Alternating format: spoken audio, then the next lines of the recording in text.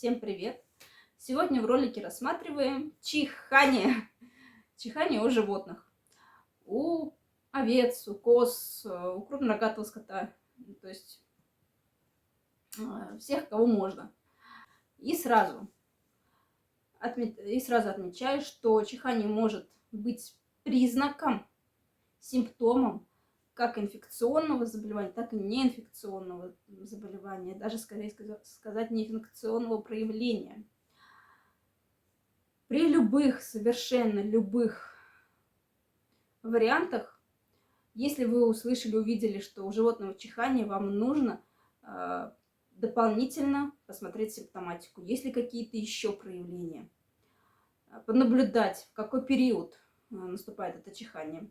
Обратите внимание, это приобретает массовый характер, это единичные случаи. Поэтому по порядку разбираем варианты, какие могут быть. Итак, первое. Чихание – это может быть как физиологический процесс избавления народного вещества и народного тела из дыхательных путей.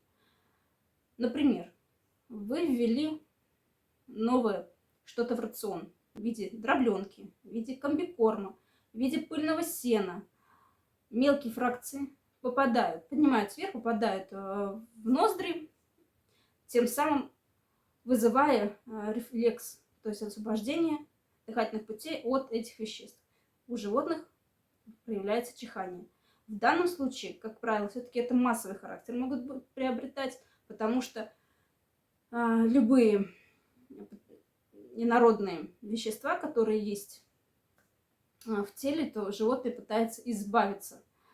И если вы заметили, что после дачи дробленки или после дачи сена наблюдается чихание, то, скорее всего, причина именно в этом. Вторая причина – это аллергическая реакция.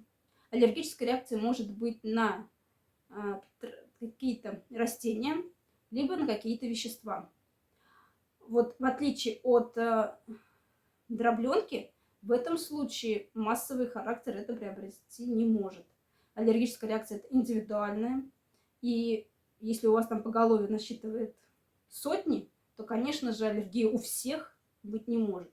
Это может быть у некоторых особей. Аллергическая реакция может проявиться на растения, особенно аллергичная амброзия, лебеда, полынь.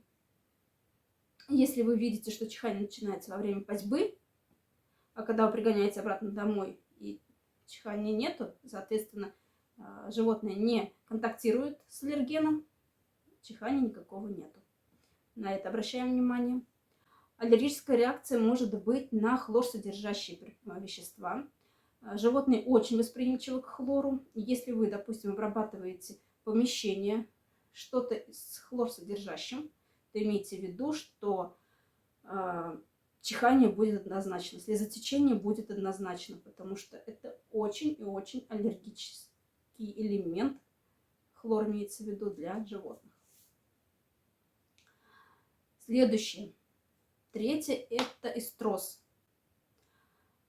Не зря я сказала, что наблюдаем за животным. При эстрозе, как правило, у животных начинается выделение из носа.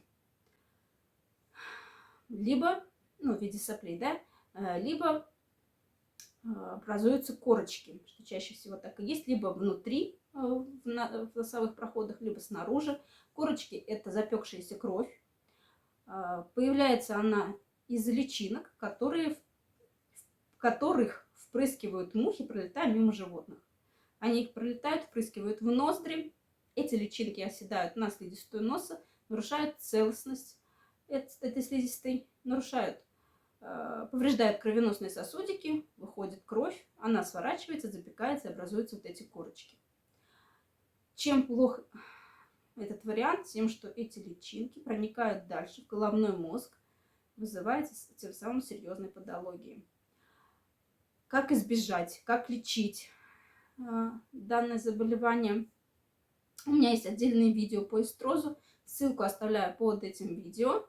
Переходите, смотрите. Повторять заново все это, конечно, смысла не вижу. Следующий вариант. Знаете, что до смешного доходит, что человек, держа животное, не хочет что-то дополнительно делать, какие-то телодвижения. Очень многим с этим сталкиваюсь. Вот у вас есть термометр обычный, медицинский, это может быть спиртовой, да, ртутный, это может быть электронный. Ну, сходите, замерьте, пожалуйста, температуру животному. Измеряется ректально, то есть в попу. Вставляется градусник в течение 3-5 минут замеряется. Если это электронный, это еще меньше, конечно же, по времени занимает.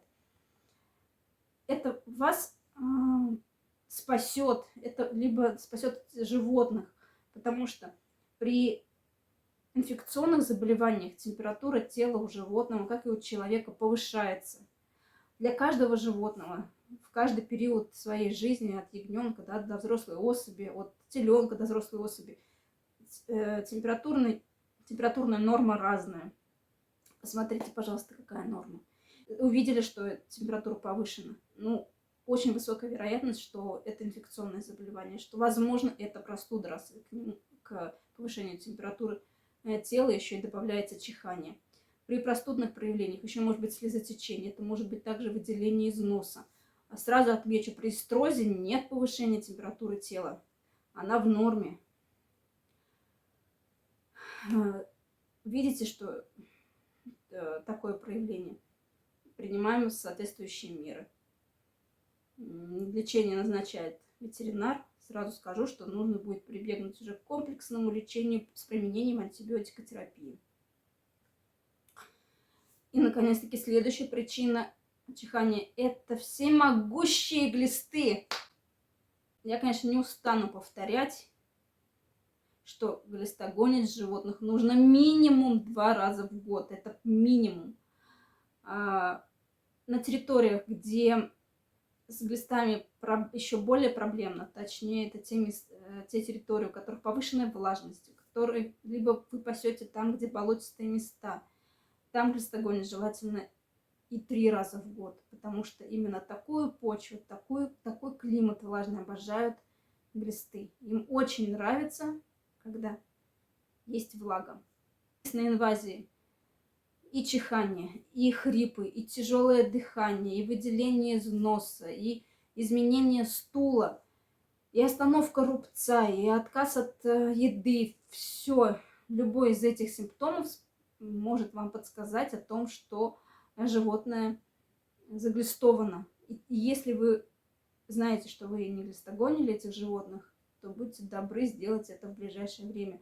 И глистогоним не только особи, которые вы заметили, чихание, а всех, если вы этого до этого момента не сделали. Любое животное, у которых есть проявление каких-либо отклонений от общего стада, от общего табуна, мы отделяем, дабы оно, чтобы не было источником инфекции, источником глистов, то есть чтобы все остальное стадо не заразить, либо уменьшить процесс этого заражения. По поводу глистов у меня, опять же, очень и очень много различных видео. Ссылки я тоже оставлю под описанием. Поэтому переходите, смотрите. Можете задавать вопросы, пишите, пожалуйста, под этим роликом, под этим видео. Я абсолютно все комментарии читаю. По возможности отвечаю всем. Поэтому с вас хотя бы лайк, хотя бы подписочка. И всем пока-пока.